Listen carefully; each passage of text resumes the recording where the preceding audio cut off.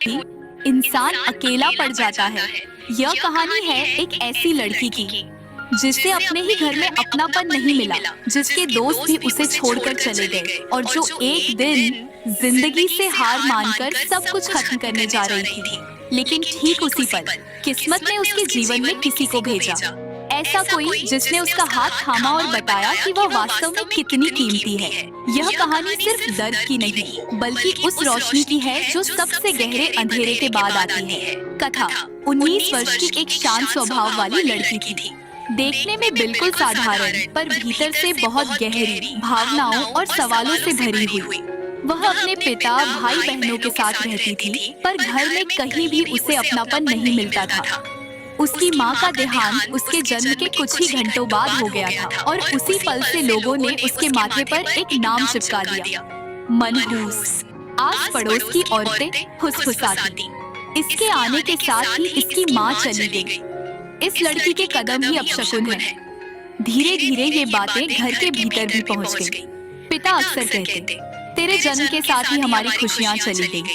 भाई बहन भी ताने मारते, तू घर की बदकिस्मती है, जहाँ जाती है वहाँ कुछ न कुछ बुरा होता है। माँ न होने का दर्द तो था ही, पर औरों की नफरत ने उसे और अकेला बना दिया। वह चुपचाप सब कुछ सहती रही, हर अपशब्द, हर आरोप। अगर कभी उसके आंसू बह जाते तो लोग कहते, देखो फिर से नाटक शुरू। कथा का मन अक्सर खुद से पूछता, क्या सच में मैं मनहूस हूँ? क्या मेरे आने से सचमुच सबकी जिंदगी बिगड़ गई? एक दिन उसके लिए रिश्ता देखने कुछ लोग आए। पिता ने उसे साधारण कपड़ों में सामने बिठा दिया। वह सिर झुकाए बैठी रही। लड़का और उसके परिवार ने कुछ देर देखा, फिर बाहर जाते जाते कहा, हमें ऐसी लड़की नहीं चाहिए जो मनहूस कहलाती है, घर में अशुभता लाएगी। कथा ने सब सुना, पर कुछ बोली नहीं। चेहरे पर मुस्कान रखी, क्योंकि रोने की भी इजाजत नहीं थी। मेहमानों के जाने के बाद पिता गरज उठे, तू हमारी बदनामी का कारण बन चुकी है। तेरी वजह से कोई रिश्ता टिकता नहीं। उस रात उसने खाना नहीं खाया, चुपचाप कमरे में गई और खिड़की के पास बैठ गई। बाहर अंधेरा था और भीतर भी। उसने खुद से कहा, शायद सचमुच अगर मैं न रहूं तो सबकी जिंदगी आसान हो जाएगी। उस रात उसके भीतर कुछ टूट गया। एक अदृश्य आवाज जो कह रही थी, अब सब खत्म कर दे। कॉलेज में उसकी एक दोस्त थी, कृति। कथा उसे अपना सबसे करीबी मानती थी। वह उससे अपने मन की बातें कह देती थी, क्योंकि लगता था कम से कम कोई तो सुनता है। एक दिन घर में भारी झगड़ा हुआ। कथा टूट चुकी थी। अगले दिन कॉलेज पहुंचकर उसने सब कुछ कृति को बता दिया। अपने मनहूस कहलाने का दर्द, पिता के शब्द, अपनों का तिरस्कार और यह है कि अब वह जीना नहीं चाहती।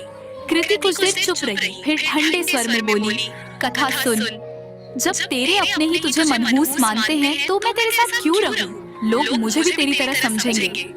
ये शब्द उसके दिल में बाण की तरह उतर गए। कथा पत्थर सी हो गई।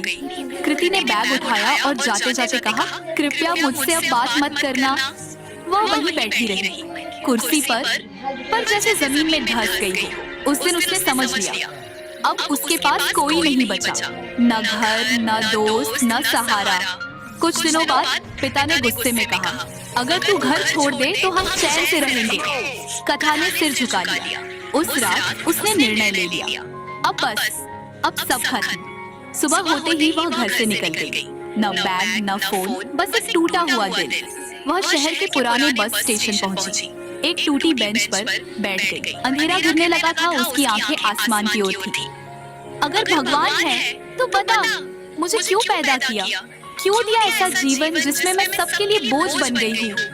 वह आंसुओं में डूबती जा रही थी और तभी शहर के दूसरे छोर पर एक लड़की ईश्वर से प्रार्थना कर रही थी, प्रभु यीशु, मुझे किसी टूटे हुए दिल तक पहुँचाइए। वह थी अलीसा। अलीसा उसी शाम चर्च जाने के लिए बस स्टेशन पहुंची। वहीं उसने कथा को देखा, एक टूटी हुई लड़की, आंखों में आंसू, चेहरे पर दर्द। अलीसा उसके पास गई और कोमल स्वर में बोली, बहन, क्या आप ठीक है?